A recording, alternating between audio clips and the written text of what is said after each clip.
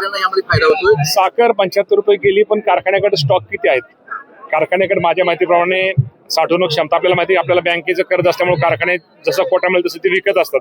कारखान्याकडे थोडा कोटा मला वाटतं त्यांची जी साठवणूक क्षमता आहे त्यामध्ये कमी आहे, परंतु निश्चित प्रकारे या बाबतीमध्ये मला वाटतं केंद्राने जाहीर केलेल्या या बाबतीमध्ये तपासणी ही निश्चित प्रकारे केली जाईल. पण थोडा फायदा शेतकऱ्यांना पण थोडा होतोय, परंतु ज्या कारखान्याकडे साखरेचा साठा जास्त आहे, वावडी खरे की सोलापूर जिल्हा म्हणण्यापेक्षा मराठवाडा असेल, सोलापूर असेल, पुणे जिल्ह्यातला आमचा पूर्व भाग असेल, या अनेक भागामध्ये काय सांगलीतला काय कोपऱ्यातला भाग आहे, सोलापूर तरी पाऊस झालेला नाही, काही ठिकाणी पाऊस जादा झालेला आहे, काही ठिकाणी पाऊस कमी झालेला आहे.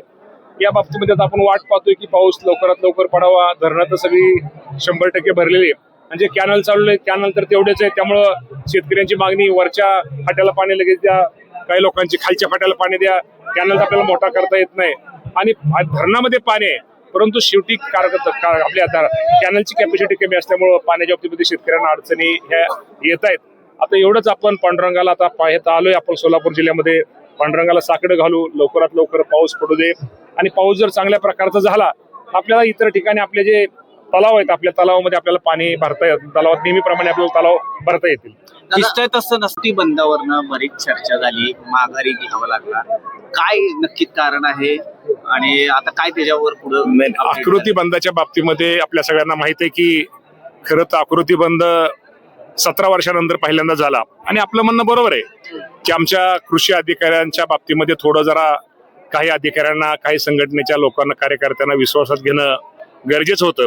परंतु त्यांनी 1500 खातेदारावरती एक कृषी सेवक असं त्यांची ती कृषी सहाय्यकाची त्यांनी नेमणूक केली. खरं तर आपल्याला माहिती आहे आपल्या भागात ठीक आहे, परंतु विदर्भ, मराठवाडा, कोकण काय भागामध्ये आपल्याला माहिती आहे, डोंगराळ भागामध्ये की संख्या ग्राहक म्हणजे संख्या एकच शेतकऱ्याची संख्या त्यामुळे तिथं ती सेवकांची संख्या तिथं कृषी सेवकांची तिथं कमी झाली. त्यामुळे खरं तर तो उद्रेक सगळ्या सेवकांचा होता आणि काही ठिकाणी जादा आणि काही ठिकाणी कमी अशी सेवकांची आकृती बंदामध्ये संख्या झाली होती.